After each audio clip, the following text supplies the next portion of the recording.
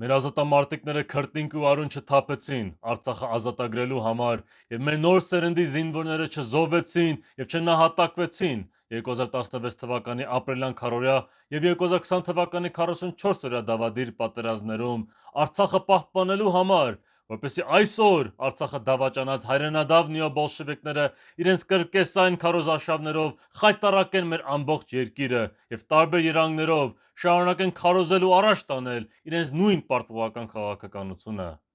Այդ կրկեսին մասնակցող խրտվիլակների յուրաքանչյուր խոսքն ու հակահայկական քայլը անպատվում է մեր հերոսների հիշատակը եւ պարզապես թքում է նրանց զոհաբերությունների վրա։ Այս հայադավ տականքները շարունակում են ներսից պղծել մեր պետությունը, ինչպես Ոդիսևսի անկոչ հյուրերը այլասերում են նրա պալատը եւ գլխիվայր շուռ տալիս նրա աշխարհը։ Քաջարի հայորդիները իրենց կյանքը տվեցին հայրենիքին, որպեսզի մենք այսօր ունենանք իսկապես անկախ, միացյալ ու հզոր Հայաստան,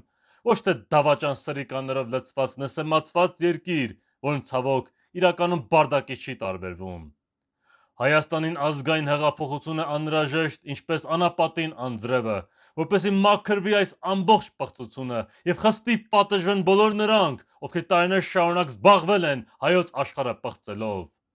Այդ ազգային հեղափոխությամբ մենք կկերտենք ազգային պետություն, ցեղակրոն Հայաստան, որը ոչ միայն նորից կհարգի մեր ռազմիկների հիշատակը եւ զոհողությունները,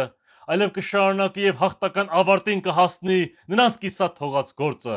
ոսոխին կրկին ցույց տալով համախմբած հայության բազկի ուժը։